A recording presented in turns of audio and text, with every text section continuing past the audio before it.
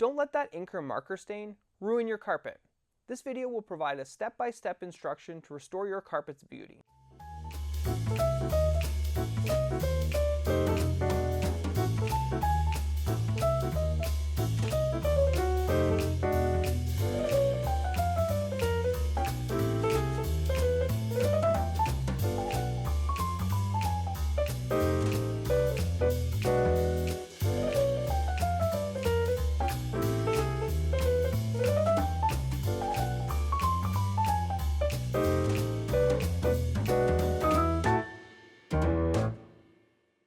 In this video, I'm going to show you the step-by-step process for removing an ink or marker stain from your carpet. I'll go over the cleaning products, tools, and proper techniques, as well as what you need to do to get everything dried. Kids' markers are usually washable, making them easy to remove from carpets. However, ink from a ballpoint pen is going to be more difficult to remove. Ink is one of the few stains you want to be careful about getting wet. If ink gets wet, especially if the stain is fresh, it can spread out and make it much harder to clean. Kids' coloring markers can be removed easily with water and vinegar or soap-free spot remover. Ink stains from a ballpoint pen, however, will need a professional grade ink remover. The pen or marker stain can be cleaned using the same techniques, no matter which cleaning product you're using.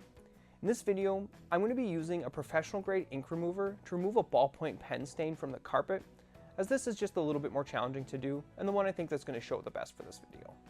This is everything you need to effectively handle an ink stain. Tea towels, a professional grade ink remover, a household fan, and some gloves. I always recommend using some type of extraction equipment if you have it. This can be a spot cleaning machine like the one I have here, or a wet vacuum and a spray bottle full of water. With an ink stain, it's important to remember when you're using extraction, you're only trying to remove and flush out cleaning product after you've removed the stain. This is really important. Do not spray an ink or a marker stain with a spray bottle full of water or your spot cleaning machine directly. The only time to use this is after the stain's actually been removed and you're trying to flush out any excess cleaner. This is a very important part of removing an ink stain. First up, take a thorough look around to find all the ink or marker spots. Check under furniture and move items around to ensure nothing slipped underneath. Pens or markers may have bounced or rolled and can leave marks in multiple areas. If you weren't around when the mark happened, look for other stains, especially if your young kid got a hold of the pen and just became a little adventurous with it. If this is the first time you've used these cleaners on your carpet, you should test for color fastness. This is especially important when you're using professional grade cleaning products like the ink remover we're using today. Color fastness in carpet refers to the ability of the carpet's fibers to retain their original color.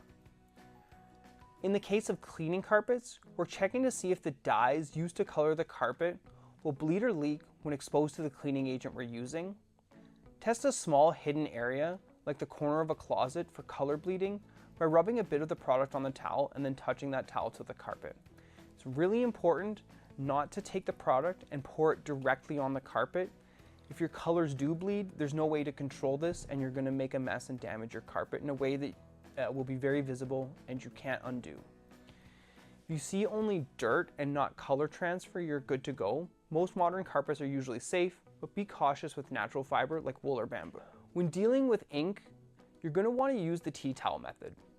It's important to put the product on the towel and not on the stain directly. If you pour a professional grade ink remover on an ink stain directly, you're going to spread that ink stain out and it'll make it much more challenging to clean.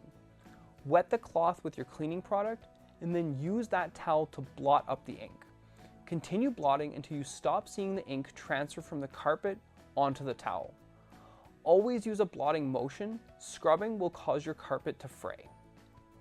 Next, we're trying to flush out the stain. At this point, the stain should be gone from your carpet. If you still see any ink or marker on your carpet, go back to step 3 and continue cleaning. Do not spray an ink or marker stain with a spray bottle or spot cleaning machine directly. In this step, we're trying to remove the cleaning product from your carpet, not remove the ink. To flush the cleaner out, we're going to need some type of extraction.